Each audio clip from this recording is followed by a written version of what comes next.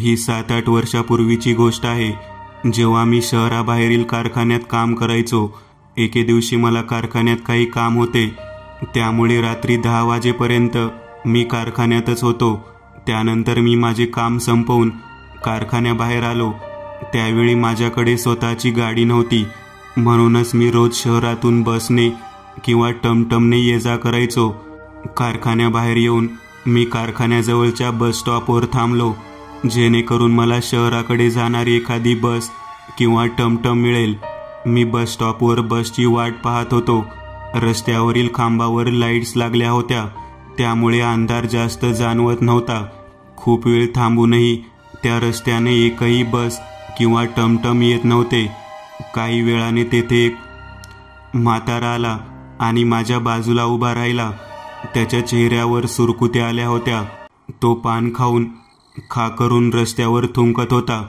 ओठांवर आलेले पानाचे शिंतोडे तो हाताने पुसत होता आणि पुन्हा पान चघळत होता.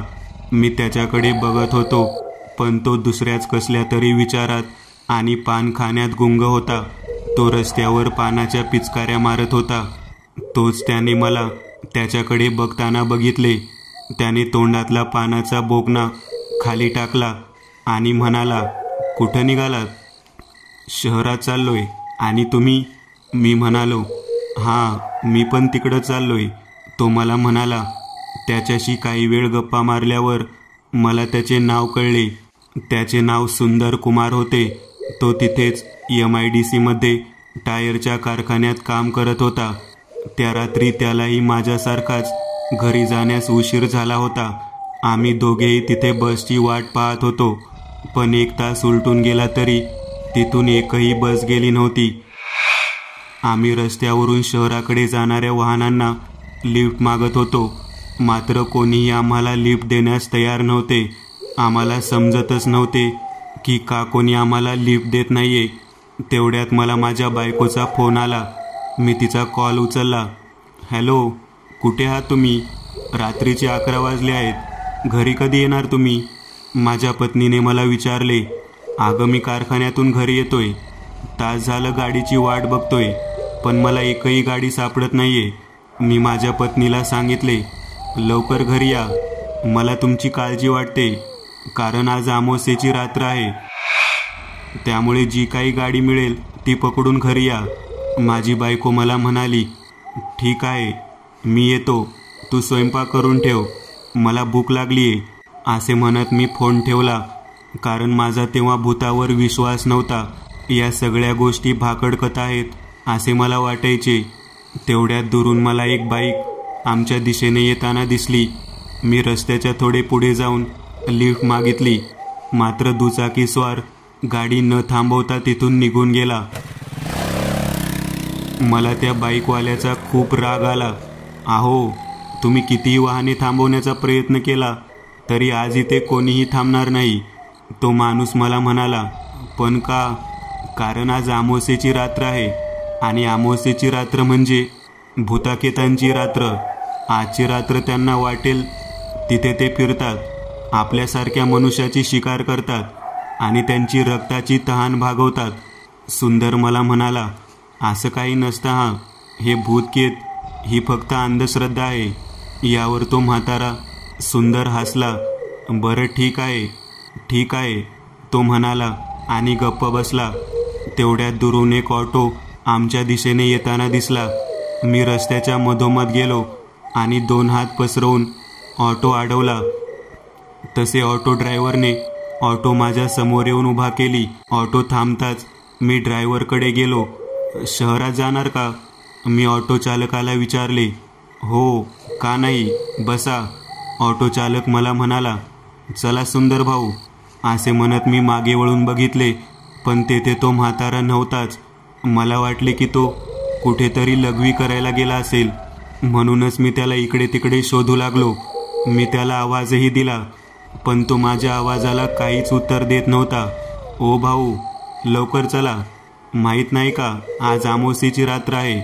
लवकर बसात, नाहीतर एखादं भूत येऊन धरायचं आपल्याला. ऑटो चालक मला म्हणाला. त्यामुळे मला ऑटोत बसावे लागले.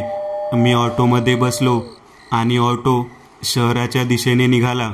ऑटोमध्ये बसताच माझी नजर ऑटोच्या हँडलकडे गेली. हँडलच्या मागे एक तरुण महिलेचा फोटो होता आणि तिच्यावर पुष्पहार घालण्यात आला होता. कदाचित तो फोटो ऑटो चालकाच्या पत्नीचा असावा आणि ती मेलेली असावी असा मी अंदाज बांधला. दिवसभर काम करून मी अगदी थकून गेलो होतो. माझे डोके जड जड लागत होते. सकाळपासून मी फक्त एकच सिगारेट पिलो होतो, तेही सुपरवायझरची नजर चोरून. म्हणून मी माझ्या खिशातून सिगारेटचे पाकिट आणि लायटर काढले. मी सिगारेट तोंडात टाकून ती पेटवली आणि एक झुरका मारला. सिगारेटचा गरम धूर नाकात गेला आणि माझ्या डोक्याला मुंग्या आल्या. डोक्याला एक शांतता भेटली. म्हाताऱ्याचा विचार डोक्यात आला. गेला कुठे असेल नेमका म्हातारा? मी सिगारेटचा धूर नाकात घुमवत मनातल्या मनात विचार करत होतो. तोच माझी नजर समोरील आरशात गेली. तेव्हा तो ऑटो ड्रायव्हर माझ्याकडे एकटक बघताना मला दिसला. तो माझ्याकडे असे बघत होता की जसे तो पहिल्यांदाच सिगारेट पिताना कोणाला तरी बघत आहे. मी भुवया उंचावून त्याला काय असा इशारा केला, पण तो काहीच न बोलता माझ्याकडे एकटक बघत होता. काय झालं, असं का बघताय? मी त्याला विचारले. रिक्षात सिगारेट ओढू नका. माझ्या बायकोला सिगारेट आणि सिगारेट ओढणारा दोघांचाही तिरस्कार आहे, ऑटो ड्रायव्हर मला म्हणाला. त्याचे बोलणे ऐकून मला हसू आले. मग मी काय करू? हा तुमच्या बायकोचा प्रॉब्लेम आहे, माझा नाही. मी त्याला म्हणालो. तुम्हाला म्हणलं ना सिगारेट पिऊ नका तर पिऊ नका. तो मला म्हणाला का? मी ऑटो ड्रायव्हरला म्हणालो माझ्या बायकोला आवडत नाही. तो समोरील आरशात माझ्याकडे बघून मला म्हणाला अरे पण इथे तुमची बायको आहेच कुठे? मी त्या ऑटो ड्रायव्हरला म्हणालो. तसे तो ऑटो चालक रिक्षा चालवत माझ्याकडे मागे वळून हसला आणि मला म्हणाला ही काय तुमच्या शेजारीच तर बसली आहे. मलाही त्यावेळी माझ्या बाजूला कोणीतरी असल्याचा भास झाला. मी घाबरून पटकन माझ्या शेजारी पाहिले, पण तिथे कोणीच नव्हते. काही वेळ तर मी ऑटो ड्रायव्हरच्या बोलण्यात आलो होतो, कारण तिरकस डोळ्यांनी मला माझ्या बाजूला कोणीतरी बसल्याचा भास झाला होता. ओ काका, तुम्ही काय पिऊन बिऊन आलात काय? इथे कोणीच नाही. मी ऑटो चालकाला विचारले. ती तुमच्या बाजूलाच बसली आहे, पण ती फक्त मलाच दिसते, तो मला म्हणाला. त्याचे बोलणे ऐकून मी काही वेळ थक्क झालो. तो हार घातलेला फोटो कोणाचा आहे? मी त्या ऑटो ड्रायव्हरला विचारले. ती माझी बायको आहे. काही महिन्यांपूर्वी तिचा मृत्यू झाला आहे, ऑटो चालकाने उत्तर दिले. हे ऐकून मी जरा घाबरलो. मी पुन्हा एकदा माझ्या शेजारी पाहिलं, पण तिथे कोणीच नव्हते. ती माझ्या शेजारी बसली आहे का? मी ऑटो चालकाला विचारले. हो, ऑटो चालक म्हणाला.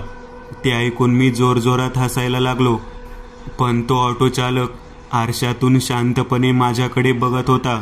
असे असेल तर मी तिला का पाहू शकत नाही? मी ऑटो चालकाला विचारले.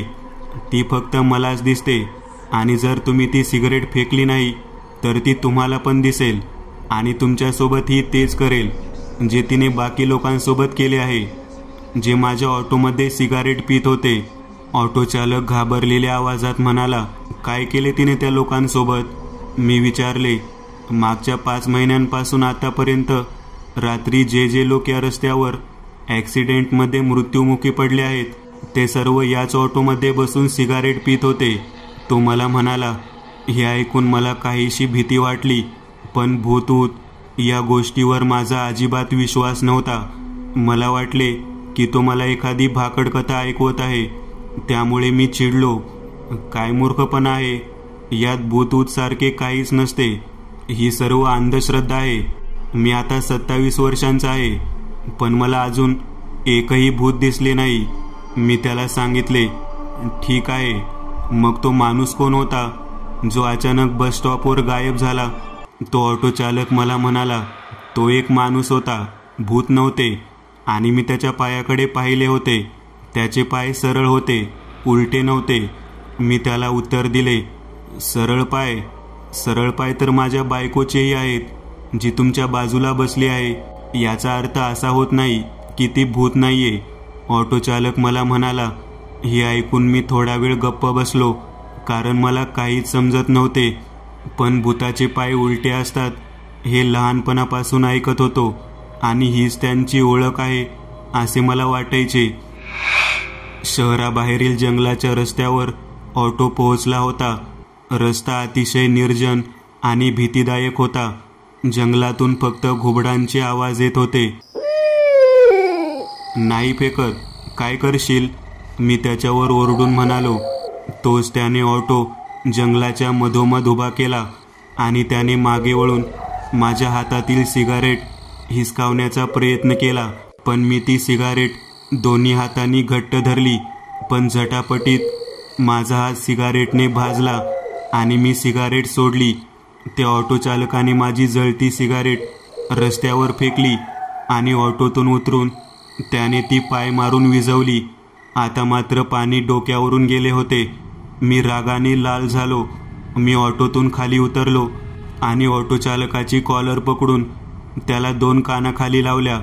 तेवढ्यात त्याची नजर माझ्या शर्टच्या खिशावर गेली, ज्यात मी सिगारेटचे पाकिट ठेवले होते. त्याने माझ्या खिशातून सिगारेटचे पाकिट काढले आणि जंगलात फेकले. आबे वेड्या, मी त्याची कॉलर धरून म्हणालो. पण तो फक्त निर्लज्जासारखा हसायला लागला. मी त्याला रस्त्यावर ढकलून दिले आणि त्याला लाथा मारायला लागलो. चाल जा, माझी सिगारेट घे, मी त्याला जंगलाच्या दिशेने ढकलत म्हणालो. पण तो माझ्या पायांवर पडला आणि म्हणाला, त्याला जंगलात जायला भीती वाटते, म्हणूनच मी सिगारेटचे पाकिट घेण्यासाठी त्या जंगलात गेलो. मी जंगलात प्रवेश करत असतानाच मागून ऑटो सुरू झाल्याचा आवाज आला. मी मागे वळून पाहिले तर ऑटो चालक माझ्याकडे पाहून हसला आणि ऑटो घेऊन पळून गेला. मी ऑटोच्या मागे धावलो, पण मी त्याला पकडू शकलो नाही. तो ऑटो चालक मला एकट्याला जंगलात सोडून निघून गेला. पण मी त्या सुनसान रस्त्यावर एकटाच राहिलो. मला सिगारेट ओढावीशी वाटत होती, म्हणून मी माझे सिगारेटचे पाकिट जंगलात शोधायचे ठरवले. मी मोबाईलचा फ्लॅश ऑन केला आणि जंगलात गेलो. ऑटो चालकाने सिगारेटचे पाकिट खूप दूर फेकले होते. मी आत गेलो तेव्हा मला माझे सिगारेटचे पाकिट जमिनीवर पडलेले दिसले. मी ते पाकिट उचलले, पण ते पाकिट रिकामेच होते. त्यात एकही सिगारेट नव्हती. मी जमिनीवर पाहिलं, पण तिथे एकही सिगारेट नव्हती. पण कसे होऊ शकते? जमिनीवर एक सिगारेटही नाही आणि वरून पाकिटही बंद होते. मग पाकिटातील सर्व सिगारेट कुठे गेल्या? सिगारेट शोधतोस? समोरच्या एका वटवृक्षाच्या मागून आवाज आला. तो आवाज एका महिलेचा होता. मी माझ्या मोबाईलचा टॉर्च त्या वटवृक्षाकडे मारला. त्या झाडाच्या बुंद्यामागून सिगारेटचा धूर येत होता.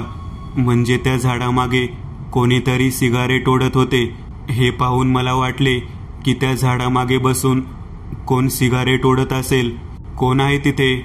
मी दुरूनच विचारले आणि त्या वटवृक्षाकडे जाऊ लागलो. मी वटवृक्षाच्या मागे पाहिले तर तेथे एका दगडावर सिगारेट जमिनीवर जळत होती. तोच मला माझ्या मागून काही हालचाल जाणवली आणि मी मागे वळून पाहिले तर माझ्या पायाखालची जमीनच सरकली, कारण माझ्या मागे तीच स्त्री उभी होती जी ऑटोमधल्या फोटोत होती. म्हणजे ती ऑटो ड्रायव्हरची बायको होती जी मरण पावली होती.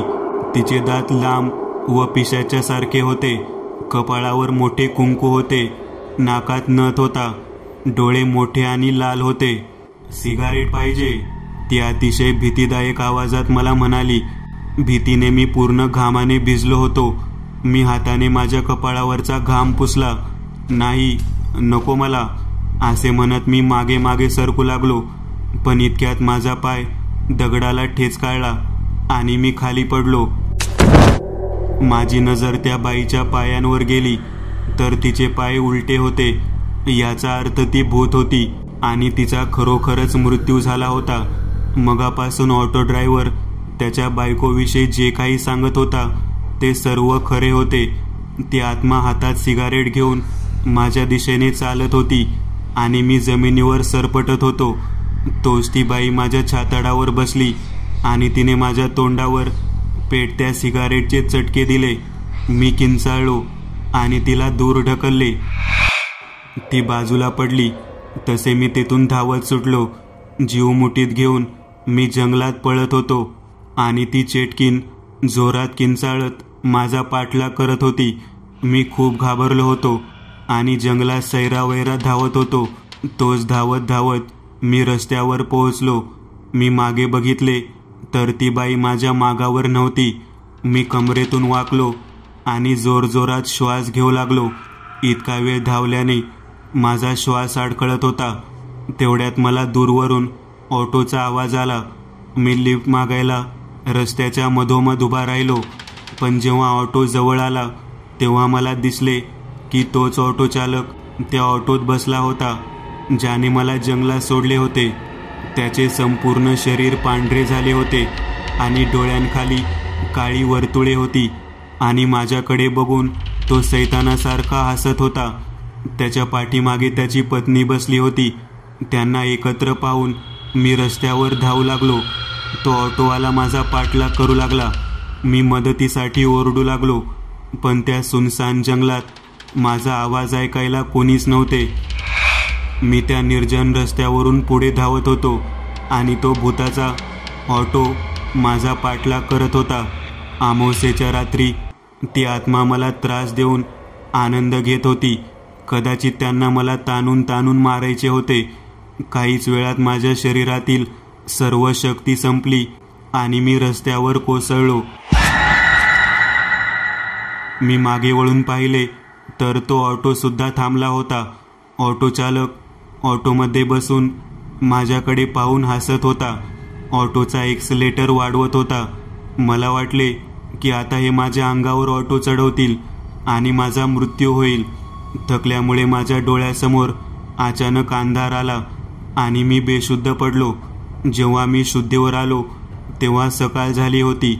मी डोळे उघडले तर मला माझ्या समोर सुंदर म्हणजे तो म्हातारा दिसला. त्याला पाहून मी जोरजोरात ओरडू लागलो, भूत भूत, कोणीतरी वाचवा, कोणीतरी मला वाचवा. आणि मी खाटेवरून उठून दरवाजाकडे पळत सुटलो. पण सुंदरने मला पकडले आणि म्हणाला, अहो भाऊ, मी भूत नाही, तो ऑटो ड्रायव्हर भूत होता. तुम्ही 1 मिनिट शांत बसा फक्त, मी तुम्हाला सगळं सांगतो. तू भूत नाहीस तर काल रात्री अचानक कुठे गायब झालास? मी त्याला विचारले. मी माझा जीव वाचवण्यासाठी ऑटो मागे लपलो होतो. माझ्यावर विश्वास ठेवा, सुंदर मला म्हणाला आणि त्याने सांगायला सुरुवात केली. काल रात्री तुम्ही ऑटो थांबवून ऑटो चालकाशी बोलायला सुरुवात केली होती. तेव्हा मला ऑटो चालकाचा चेहरा दिसला आणि माझ्या पायाखालची जमीन सरकली, कारण तो तोच ऑटो ड्रायव्हर होता ज्याचा काही महिन्यांपूर्वी अमावास्येच्या रात्री जंगलात जाताना अपघातात मृत्यू झाला होता. त्याच्या मृत्यूची बातमी आणि फोटो मी वर्तमानपत्रात पाहिला होता. आमच्या कारखान्यात मी काही लोकांना बोलताना ऐकले होते की काही कामगारांनी त्या ऑटो ड्रायव्हरचा आत्मा रात्री रस्त्यावर ऑटोमध्ये बघितला होता. तो त्या ऑटो चालकाचा आत्मा होता हे मला माहीत होतं. मी तुम्हाला त्याबद्दल सांगू शकलो नाही कारण तुम्ही लगेच त्या ऑटो ड्रायव्हरजवळ गेलात. म्हणूनच मी त्याच वेळी ऑटोच्या मागे लपलो आणि तुम्ही मला आवाज दिल्यानंतरही मी ऑटोच्या मागून तुमच्या समोर आलो नाही. तुम्ही गेल्यानंतर थोड्याच वेळात मला दुसरा ऑटो मिळाला आणि आम्ही जंगलातून शहराकडे जात असताना वाटेत तुम्ही आम्हाला रस्त्यावर बेशुद्ध पडलेले दिसले आणि मी तुम्हाला माझ्या घरी घेऊन आलो. हे ऐकून मला खूप धक्का बसला, कारण मला आतापर्यंत फक्त ऑटो ड्रायव्हरची बायको भूत होती हे माहीत होते आणि ऑटो ड्रायव्हर जिवंत आहे असे मी समजत होतो. ते ठीक आहे, पण त्या ऑटो ड्रायव्हरची बायको कशी मेली आणि ते नेहमी त्याच्या भोवतीच का असते? मी सुंदरला विचारले. ऑटो चालक आणि त्याच्या पत्नीने प्रेमविवाह केला होता. त्याच्या पत्नीचे त्याच्यावर खूप प्रेम होते, मात्र ऑटो चालकाला सिगारेट ओढण्याची वाईट सवय होती. खूप वेळा समजावूनही ऑटो चालकाने त्याचे ऐकले नाही. त्यामुळेच त्याची पत्नी आणि त्यांच्यात नेहमी भांडणे व्हायची. पण एके दिवशी ऑटो चालकाच्या पत्नीचा आजारपणामुळे मृत्यू झाला. त्याने मरण्यापूर्वी ऑटो चालकाला वचन मागितले की तू आतापासून सिगारेट पिणे बंद कर. म्हणून ऑटो चालकाने त्याला वचन दिले की आजपासून तो कधीही सिगारेट ओढणार नाही. त्याच्या पत्नीचे निधन झाल्यानंतर काही दिवसांनी ऑटो चालक स्वतःला थांबवू शकला नाही. त्याला वाटले की त्याची पत्नी मेली आहे आणि त्याने तिचे वचन तोडले तरी तिला हे कसे कळणार. म्हणूनच त्याने सिगारेट ओढायला सुरुवात केली आणि ज्या दिवसापासून त्याने सिगारेट ओढायला सुरुवात केली तेव्हापासून त्याला त्याच्या बायकोचा आत्मा दिसू लागला. तो सगळ्यांना सांगायचा की त्याची बायको मेल्यानंतरही त्याच्या सोबत असते. तो जिथे जिथे जातो तिथे तिथे त्याच्या बायकोचा आत्मा त्याच्या मागे येतो. पण त्याच्यावर कोणाचाच विश्वास नव्हता. पण एके दिवशी अमावास्येच्या रात्री जंगलातल्या रस्त्यावर अपघातात ऑटो चालकाचा मृत्यू झाला. ऑटो उलटल्याने त्याच ठिकाणी त्याचा मृत्यू झाला. सांगणारे एवढे सांगतात की ऑटो चालकाने पत्नीला मरण्यापूर्वी दिलेले वचन मोडले होते. त्यामुळेच त्याच्या पत्नीच्या आत्म्याने त्याचा अपघातात बळी घेतला. सुंदरने मला सांगितले. हे सर्व ऐकून माझ्या अंगावर काटा आला आणि त्या दिवसापासून मी सिगारेट पिणे सोडले आणि त्या कारखान्यातही काम करणे बंद केले. कारण त्या ऑटो ड्रायव्हर आणि त्याच्या पत्नीच्या आत्म्याला मी कधीही भेटू नये असे मला वाटत नव्हते. मित्रांनो, आज पुरतं एवढंच. तुम्हाला जर काही गोष्ट आवडली असेल तर नक्की लाईक करा. तुमच्यापैकी बरेचसे जण व्हिडिओ लाईक न करताच पळून जातात. पण हा जर व्हिडिओ तुम्ही लाईक केला तर मला जरा बरं वाटेल आणि असेच भारी भारी व्हिडिओ बनवायची माझ्यात एनर्जी येईल. त्यामुळे नक्की लाईक करा. आणि अजूनही कोणी या चॅनलला सबस्क्राईब केलेलं नसाल तर लगेच सबस्क्राईब करून टाका. आणि बाजूची घंटी ती मात्र दाबायला विसरू नका. देवाची घंटी आहे ती. चला तर मग पुन्हा भेटूया अशीच एक आगळी वेगळी गोष्ट घेऊन पुढच्या